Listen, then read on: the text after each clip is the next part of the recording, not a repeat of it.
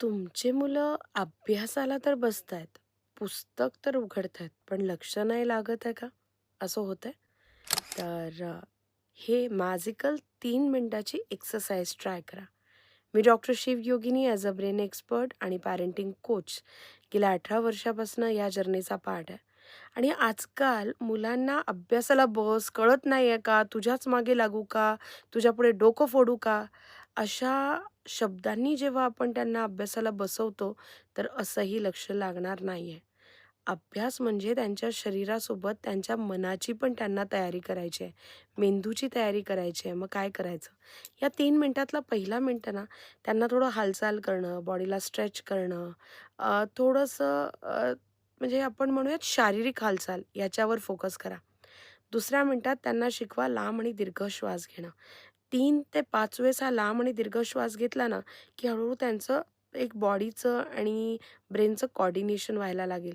आणि तिसऱ्या मिनिटामध्ये त्याला एकदम मोठं टार्गेट देऊ नका.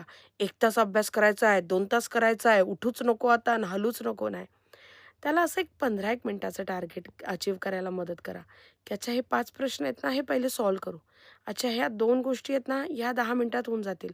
मग काय होतं या गोष्टीमध्ये ना ती रिदम लागते आणि पुढची गोष्ट त्यांना अचिव्हेबल करायला सोपं जाईल.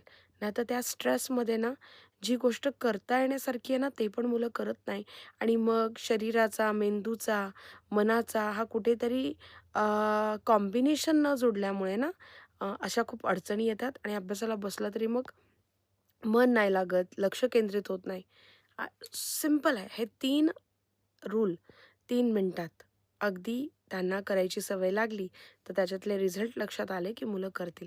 इनिशियली हे करून घेताना पण बळजबरी करू नका.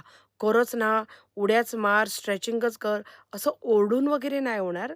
त्यांना ज्या गोष्टी त्यांच्यानुसार शांतपणे करू द्या. रिझल्ट मिळाल्यानंतर हळू ती त्यांची सवय बनेल. Happy parenting.